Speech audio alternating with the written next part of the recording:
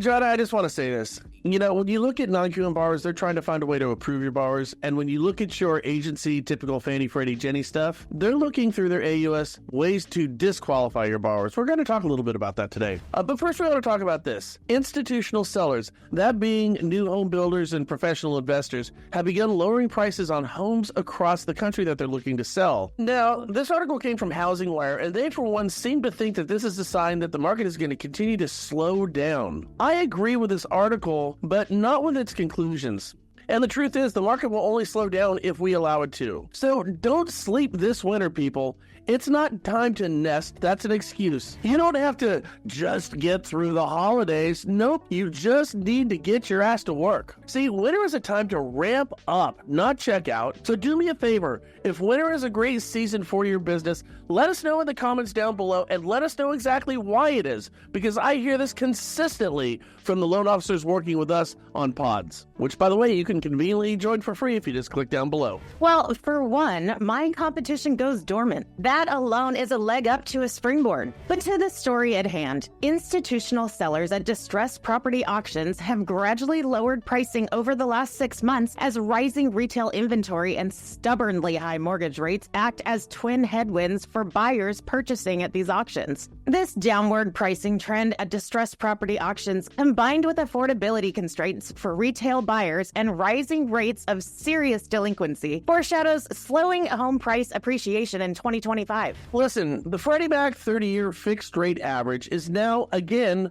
below 7%, and the bond market looks favorable for even lower interest rates ahead of the Fed meeting. So two things affect affordability, and that's it. It's just two: rates and prices. That's it. So if rates go down and prices go down, well, I see loan production going up as nothing addresses in this article demand, which is still high, or inventory.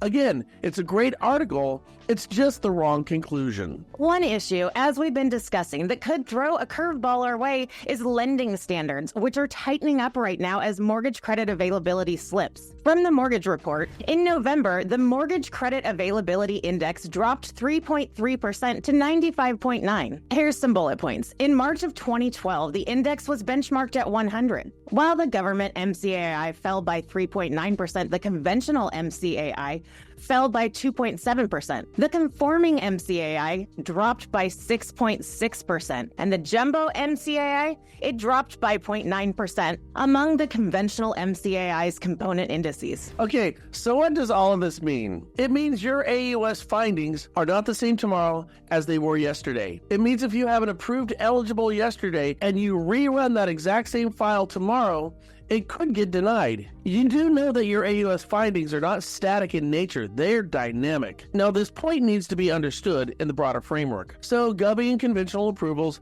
all just tightened up. That's all your loans, guys, and you didn't even know it. That is, of course, unless you're doing non-QM, who don't have these type of restrictions, who are trying to find ways to approve your loans, not deny them. Anyways, you might have a file right now where you've pushed your findings to the very edge of your DTI approval. Sound familiar? And now your client finds a home at that just maxed out rate, but you got the approval on it, right? You got to rerun that file, and now you're SOL.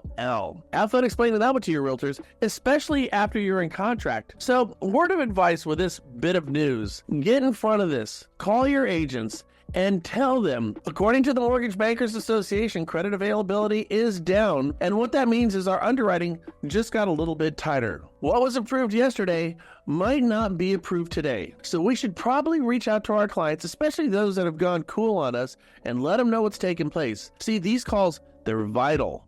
These calls lead to opportunity, and these calls show that you, the loan officer, are on your game. And if I were a realtor, that's who I'm going to send my loans to. I hope this helps.